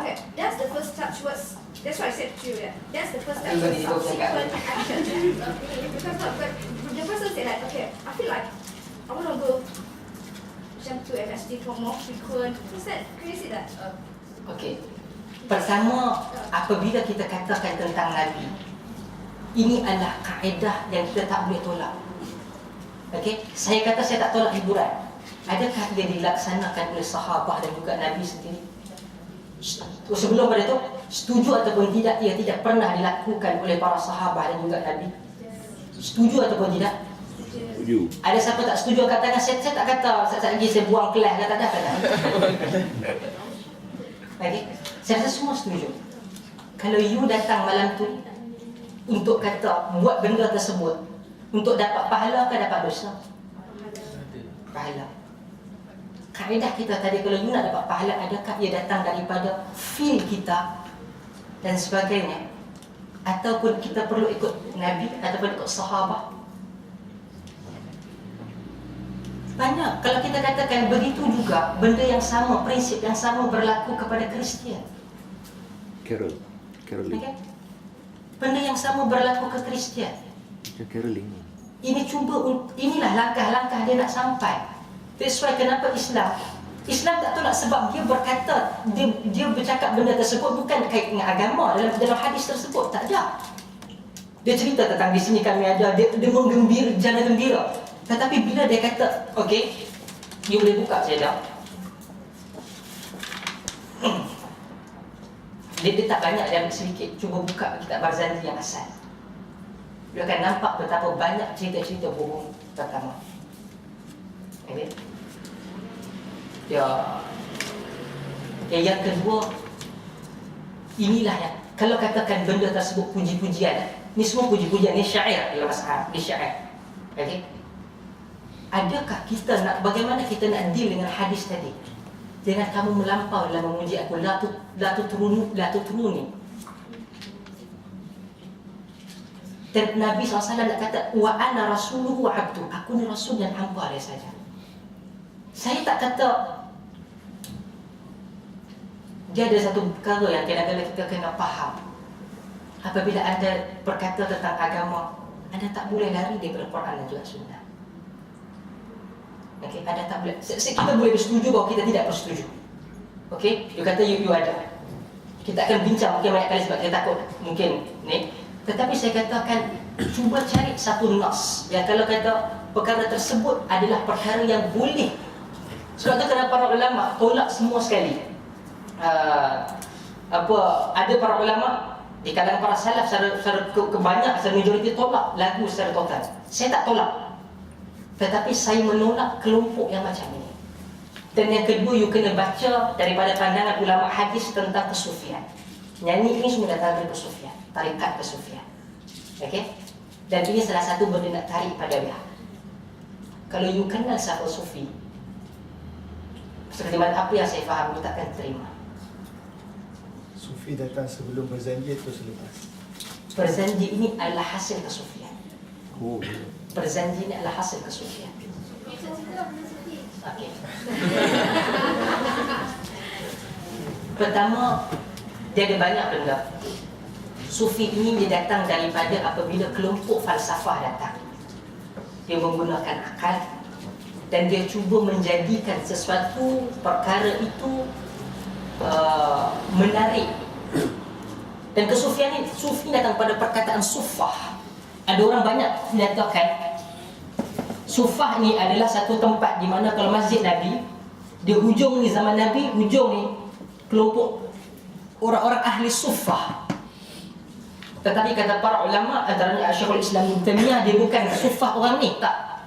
Sufah sufi ni adalah satu kain yang satu baju daripada kulit pada bulu binatang. Okey, dipakai.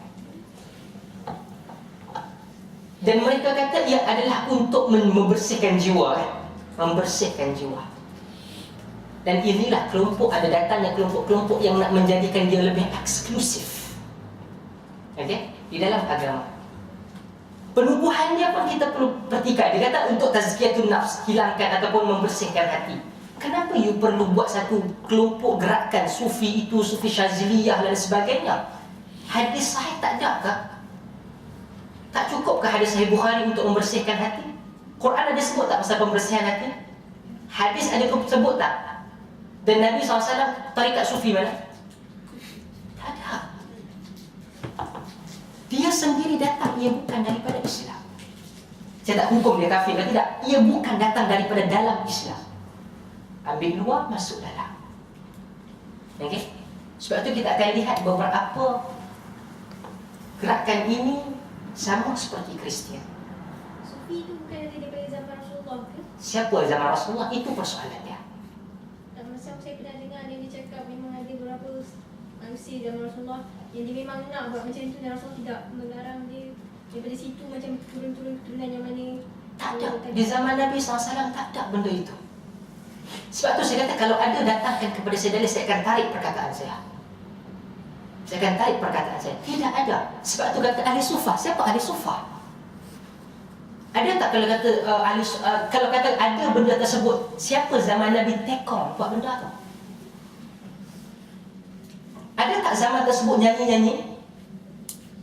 Kenapa zaman tersebut? Takkan zaman tersebut lebih tidak pandai cara nak mengekspreskan dia punya apa? Jiwa dia melalui nyanyi, sedangkan ada zaman Nabi tak nyanyi? Ada. Okey, takkanlah dia tidak mempunyai menjadikan Nabi SAW sebagai subjek di kalangan para sahabat untuk menyanyi? Kenapa para sahabat itu kalau benda ini baik, la sabaquna, para sahabat akan buat? Nyanyian itu sendiri, prinsip nyanyian itu wujud di zaman Nabi, tetapi kenapa tidak berlaku? Kenapa para sahabat tak ada? Ya Rasulullah, Nabi di tengah. Yang kata hebat, sedap orang Allah Masya. Kalaulah perkataan tersebut baik, sebab tu para ulama kata kalaulah benda ini baik, ia telah dilakukan para sahabat yang dahulu. Sebab prinsipnya ada. Lagu ada tak zaman tu? Tentu ada. Antara orang yang suara paling sedap Abdullah bin Mas'ud membaca sedap. Tapi kenapa dia tak buat? Okey, kenapa dia tidak buat? Untuk kita buat nyanyian saya tak kisah. You nak hiburan, pergilah hiburan. Saya bercakap tentang Nabi. Guru-guru saya mengajar tentang Nabi. Hanya perkataan. Saya meletakkan jiwa kehidupan saya untuk Nabi SAW, insya-Allah. Tapi berapa ramai di kalangan orang yang buat begini dan sebagainya, yang ada benda yang sama. Sebab tu you takkan nampak sufi-sufi ini bangkit mempertahankan Islam. Siapa yang berada di Mesir? Siapa yang berada di Palestin? Ini kelompok-kelompok yang belajar hadis, ialah kelompok-kelompok siapa yang berada di Bosnia dahulu. Sebab kelompok ini hilang dan khayal di dalam kehidupan nyanyian-nyanyian mereka. Sebab itu siapa yang berpegang kepada sunnah, nampak tak hilang anda ke mana? Habis dengan Nabi-Nabi Nabi. Tetapi kami, insya-Allah kami yang berpegang kepada sunnah, yang memahami, meletakkan, menjiwai sunnah itu, kami berjalan di atas jalan yang mana Nabi SAW. Kami nampak kekurangan, kami pergi kepada itu untuk memperbetulkan. Anda takkan nampak. Cuba bawakan kepada saya mana kelompok sufi yang bawa perkara tersebut. Sejarah mencatatkan tidak ada. Sufi di Mesir sembah kubur, tawaf kubur, bayat nazar pada kubur. Nampak dia keluar dekat tu? Tak ada. Hafiz Quran yang ditangkap ahli hadis. Hamas, yang kalau Hamas tu duduk di Malaysia, kita akan kata dia kaum muda Wahabi. Okay? Tapi dialah, tanya mereka yang berjuang sedang sana buat maulid dah. Saya tak kata kalau kita nak lihat pada isu tersebut kita akan nampak sempit, lebih luas. Dan di kalangan mereka yang buat, yang pada akidah asal ya, apabila buat tersebut, kenapa kena bangun? Kalau di tempat kita di Malaysia masih berlaku dan makin berkembang, dia akan buat ke tengah, tengah ni akan kosong, dia letak ayat, air kat tengah. Kemudian bila selawat Allahumma salli ala Muhammad, bagi dia akan bangkit. Setengah tu lebih ekstrim, dia akan tutup lampu. Pasal apa? Nabi SAW datang, Nabi minum, saya pergi balik. Duk berebut ayat yang Nabi minum kat tengah. Itu ada. Itu berlaku. Sebab itu apabila kelompok pembaharuan di tanah Melayu ketika dahulu tidak boleh survive kerana ini, kerana perlu kembali kepada Islam yang asal. Islam ketika ia diturunkan kepada Nabi, itu yang asal, tanpa sebarang tokok tambah dan juga pengurangan. Sebab itu mereka terpaksa bertembung. Kita takkan nampak. Sebab yang buat semua ni adanya sultan yang menjaga agama kan, dan tidak ada satu pun kelompok pembaharuan yang boleh hidup di negeri-negeri yang adanya sultan ataupun raja. Sebab orang yang tak suka ni digunakan kuasa raja kan. Sebagai contoh, Syekh Al-Hadi duduk mana? Pening. Pening ada sultan? Ada governor? Tak ada. Ha? Syekh Al-Hadi. Bawa kelas sejarah. Okey, Syekh Al-Hadi ni adalah tokoh pembaharuan dia ketika sebelum kemerdekaan. Laki yang melawan dan sebagainya. Dan ini pembaharuan. Memang ada beberapa benda yang kita setuju, ada. Tapi keseluruhan hidup dia berjuang untuk pembaharuan Islam. Yang suruh ni semua keluar ni, pergi belajar sampai sini, jasa Syekh Al-Hadi. Ketika itu perempuan diharamkan di tanah Melayu untuk belajar. Perempuan duduk mana? Belakang. Dia lah yang kena. Dia dihalau. Kerana apa? Perempuan bukan memenuhkan kitchen. Apa kitchen? Dapur. Terlepas. Dia dapur. Okey? Apa? Dia kata pergi keluar. Dia dituju sampai pasal duduk di Pulau Pinang. Orang yang pertama menterjemahkan Quran dalam bahasa Melayu standard, Mustafa Abdul Rahman. Rumah dia dituju di Perak. Dia duduk di Tanjung Tokong. Mana? Pening. Kampung dia. Okay. Siapa lagi? Kalau tidak, mereka terpaksa lari ke Singapura. Buya Hamka. Orang bagus ke tidak? Sudah tentu bagus. Dia diharamkan masuk ke Perak dengan arahan Sultan Perak. Kerana idea pembaharuan dia menentang semua benda macam ni. Sebab itu apabila kita ambil satu benda, kita cuba bincang tanpa melihat kepada susur galur perjalanan itu, kita akan salah faham. Sebab itu saya tak kisah yang tak setuju. Kita akan berada di hadapan Allah. Kita akan berada di hadapan Allah untuk menjawab. Saya kata saya buat benda tersebut, kita tak pasti sama ada betul ataupun tidak. Tapi kalau kita tinggalkan, kita pasti betul ataupun tidak? Betul. Pasti betul, sebab Nabi tak pernah apa. Dan sebab tu kuliah saya yang lepas saya kata, kita menjadi terlalu lemah bila kita terpaksa bergantung kepada nyanyi-nyanyian untuk tarik orang kepada Islam. Nampak? Kita punya dakwah tak bagus, kita punya konten mungkin tak bagus, kita terpaksa bergantung. Ya, saya tak kisah you nak buat sponsor ke apa, tak kisahlah, Malaysian Night ke apa kan. Saya nak buat buatlah. Dengan tahap ataupun dengan batasannya. Nyanyi. Okay? Tetapi bukan agama. Jangan masukkan agama, please jangan masukkan agama. Jangan eksploitasi agama. Okay? Kenapa bahayanya kita Itu ada soalan ni? Ada. Kat terus. kenapa bahaya kita macam includekan something yang bukan dalam sunnah tapi dibawa kebaikan kepada kita? Maksudnya macam kita panggil apa? Khas apa? Beda hasanah. Yes. Kenapa apa bahayanya konsekuen daripada perbuatan sekiranya yang membawa kebaikan, kenapa kita halal? Bid'ah hasanah yang pertama, ia bukan dalam ibadah. Ini adalah ibadah. Kita nak zikir kat Nabi, kita nak kata kat Nabi, kita nak ingat cara nak ingat Nabi, ia ibadah. Bukalah apa disebutkan oleh Al-Izz Abdus Salam. Mereka menerangkan bahawa bid'ah hasanah secara umum ini apa dia? Sekolah. Belajar bahasa Arab, belajar benahu, benda-benda selain pada agama. Itu bukan, kalau panjang hal itu kan bid'ah hasanah, itu sunnah lah.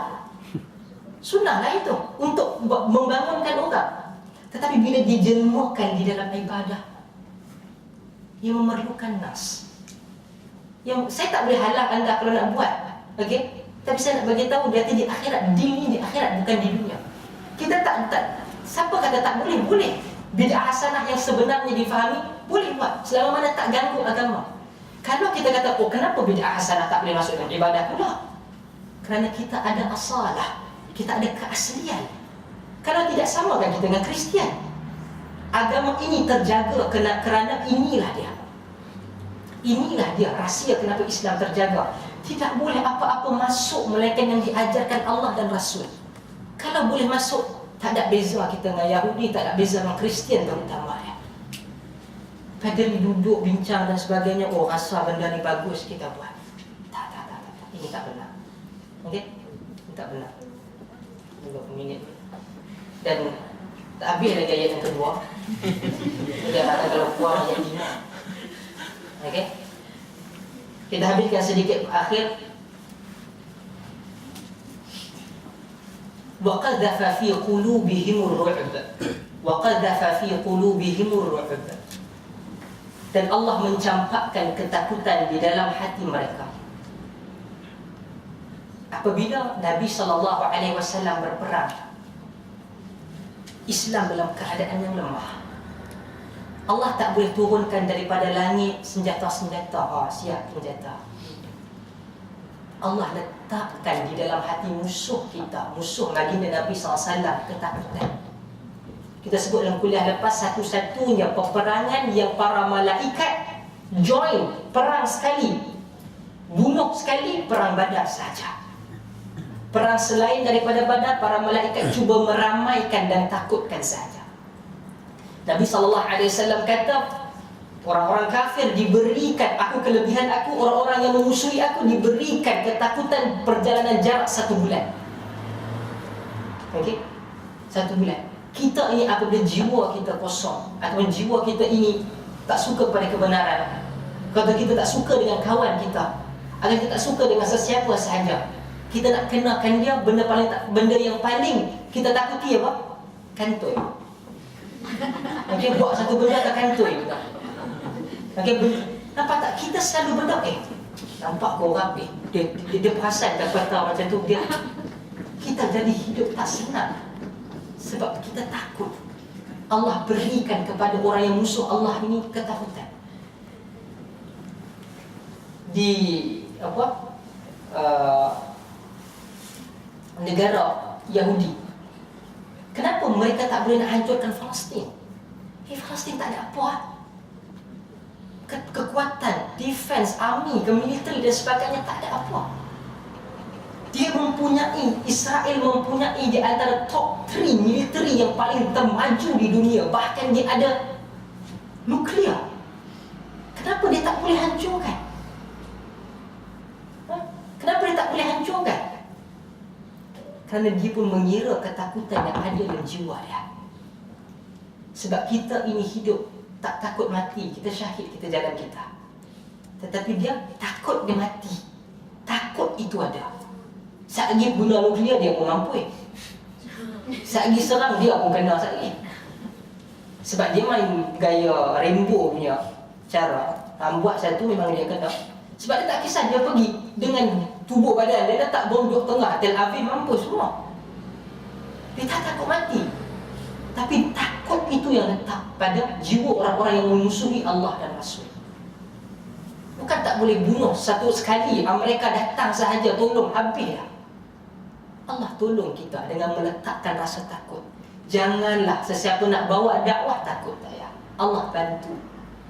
Berapa ratus ribu tahun orang cuba nak buat terhadap dakwah. Sampai hari ini dakwah ini masih berjalan. Pergalang ganti musuh pendakwah. Pergalang ganti orang yang tidak menyukai dakwah. Pergalang ganti orang yang hancur lebur memusuhi dakwah. Tetapi dakwah ini berjalan dengan nada yang sekata.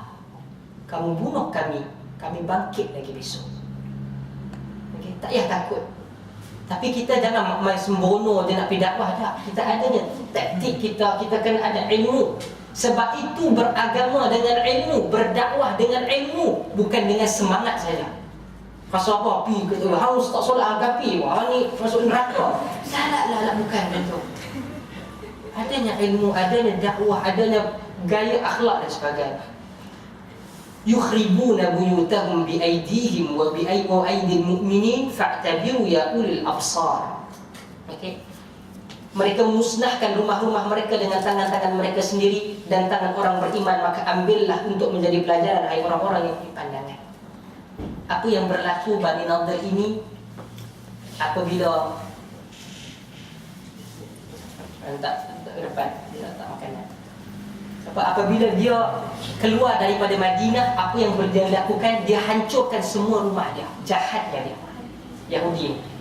Tengok dulu dia buat rumah dia, oleh kerana Islam nak hancurkan dia, nak ambil tempat tu. Kalau dia tak mau, dia kena tangkap, dia kena bunuh. Islam kata keluar. Kau buat jahat, kerosakan ni, kau keluar. Okey? Jadi kalau kata you tak nak keluar, kita akan serang. Jadi bila dia keluar secara aman, tapi dia hancurkan rumah-rumah dia supaya umat Islam tak boleh dapat apa satu pun. Kalau ada piruk belanga, dia hancurkan supaya Islam tak boleh ambil. Okey? Nampak? Dulu dia berbangga dengan kekayaan, dengan apa semua. Sekarang Allah Ta'ala letakkan ketakutan pada dia. Dia hancurkan apa yang telah dia bangunkan sendiri. Allah kata fa'tabiru ya ulil absar. Tak lihat, maka ambillah pengajaran bagi orang yang mempunyai jiwa. Absar ini dilihat dengan mata hati. Fa'tabiru ya ulil absar. Lihatlah apa yang berlaku, ambillah iktibar. Berjalanlah di atas muka bumi ini, pergilah. Bahkan saya ada di sana larangan baginda Nabi SAW pergi ke tempat orang-orang yang diazab oleh Allah. Okay? Kita pergi laut mati, syok pergi mandi, dia kata tak tenggelam. Nabi larang untuk pergi dalam keadaan bergembira ke tempat-tempat yang orang itu dilaknat dan diazab oleh Allah. Sebab Nabi kata takut-takut kamu akan terkena dengan dia. Ketika Nabi SAW berjalan haji daripada Madinah pergi ke Mekah, Nabi melalui satu tempat di mana kaum Nabi Allah Saleh kena azab. Mereka ambil air daripada tempat tu, dia uli tepung. Nabi nampak, Nabi kata, kau buat apa? Buang semua sekali. Jangan makan, haram memakan apa-apa yang keluar daripada bumi yang diazab oleh Allah. Ketika itu Nabi tunduk pandangan, Nabi jalan cepat. Nabi kata semua jalan cepat, jalan cepat. Kita pergi ke Giza, nampak aku ada piramid. Orang kata saya gila, saya di Mesir last summer. Saya kata orang yang tak pergi Giza, saya diam lah, tak apalah orang nak pergi dia. Orang datang, ada yang pergi datang jauh ke apa, tapi saya tak pergi lah. Kalau pergi pun Nabi kata kalau boleh tak nak pergi, boleh. dengan jiwa dan hati mengambil iktibar.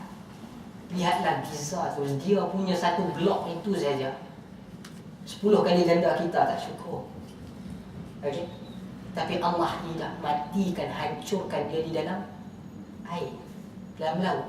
Dia buat tu supaya malaikat tak boleh masuk kan. Dia duduk dalam, malaikat rasa, ingat malaikat masuk pintu. Okey. Jadi akhir sekali Allah bawa dia keluar dekat tengah laut, Allah hancurkan dia. Perancangan Allah tak sama macam kita. Kita dah ikut rapi dan sebagainya. Okey. Segala-galanya rasa terbaik lah, tapi ada masalah. Barat rasa takut sendiri dengan diri sendiri. Dia yang timbulkan isu terorisme dan sebagainya. Dialah jadi orang yang paling civilian society. Contohnya di UK 4.5 atau 45 million CCTV di UK saja. Okay. Satu satu CCTV untuk 10 ke 15 orang. Nampak? Dia buat sendiri, dia takut. Okay. Lihatlah perancangan Allah. Dulu orang tak rasa begini kenaikan. Dr. Yusuf Qaradawi menggambarkan tahun 2020 UK boleh menjadi majoriti negara Islam. Okay. Kita negara yang Islam, yang asal Islam, born as Muslim dan sebagainya. Saya sendiri saya malu apabila kita hanya boleh membantu orang masuk Islam, tapi kita bukan datang kerana kita bagi tahu yang Islam. Kita pun takut apabila jumpa di hadapan Allah. Apakah tugas kita? Kita boleh minum, kita boleh makan, boleh gelak ketawa, tapi kita tak kata tak nak masuk Islam lah. Saya terkejut. My uncle call, teruskan untuk senyum, SIM card Vodafone. Dia telefon. Bila dia call, dia duduk di sini lama. Awal 90-an duduk di UK sampai lah. Saya duduk sebelah, dia tengah telefon, dia kata, dekat operator tu, dia tak nak masuk Islam bang. Saya kata Allah. Dan dia gelak-gelak kata, oh Islam is good, you know. Simple. Saya kata aku tak mampu, aku belajar agama, hadis ku hafal, Quran ku hafal. Tapi dia student ekonomi, saya bagi kenal. Dia student ekonomi je. Dari dah kerja dan sebagainya, tapi dia boleh cakap kita nak masuk Islam dan sebagainya. Tengok simple. Sebab tu saya kata kita mempunyai tanggungjawab yang lebih besar berbanding apa yang kita duk sibuk sana sini. Sebab tu saya insya-Allah saya rasa saya mempunyai satu matlamat di antara saya belajar dan juga untuk saya mengajar. 3 benda yang kita nak, mungkin kalau ada bantuan mana-mana pihak, kita nak letakkan 3 benda untuk hidup bersama dengan pelajar-pelajar Malaysia di United Kingdom. Pertama adalah ibadah, terutamanya salat. Yang kedua, yang paling pertama adalah akidah. Saya bercadang mungkin boleh bantu dan kita boleh buat. Sebab kita berpecah. Kita banyak di UK, khususnya di London, terlalu berpecah. Ini kelompok ini, ada jamaah lain, ada kelompok lain, parti itu, parti ini. Saya terus terang, saya kata saya tak ada parti. Pergi mana sekalipun saya akan pergi bercakap dengan nada yang sama. Okay? Kadang-kadang kita tengok, kita mungkin sibuk dengan kita punya gerakan Islam. Berapa ramai budak-budak Malaysia, Melayu, Muslim, Tonggak Arab tak salat dan sebagainya. Dalam masa kita perlu memahami agama untuk kita sendiri. Saya rasa kita perlu mengajar akidah yang sahih. Kita ajar, jangan bawa kepada khilaf. Kita di sini alhamdulillah semua rasa nak belajar agama, kita boleh berbincang. Tak ada masalah. Tapi yang baru nak kenal, saya cadangkan diri saya, siapa nak buat program atau kita nak berdakwah, kenalkan dia tentang Allah, tentang Nabi, benda asas yang sahih. Allah di mana dan sebagainya, kita ajar. Yang sahih, apa yang paling sahih? Salat. Mungkin kita boleh buat program sifat salat Nabi ke. Okay? Cara salat yang macam mana nak deal. Kalau macam ini macam mana, kalau berjalan bolehkan jamak tanpa tiba kelas dan sebagainya. Dan yang memenuhi atau menyempurnakan kedua ini adalah akhlak. Akhlak kita. Okay? Jelas secara umum berkaitan 2 ayat pertama daripada surah Al-Hasyr. Sebab saya nak bawa kepada kita cara memahami baca Quran. Bila kita baca lepas ni, Allah, kita pernah dengar bagaimana Nabi SAW memegang ataupun membawa bebanan ini. Bukan saja baca Quran habis selesai, pergi balik sebelum tidur. Paling kurang saya mengajar diri saya dalam keadaan kesibukan, perjalanan sini ke rumah yang agak panjang. Paling kurang sehari satu muka untuk kita baca. Dengan kita salat. Satu hari satu muka. Jangan banyak sangat. Bukan masalah jangan banyak kan. Sebab bila kita banyak kita dah letih.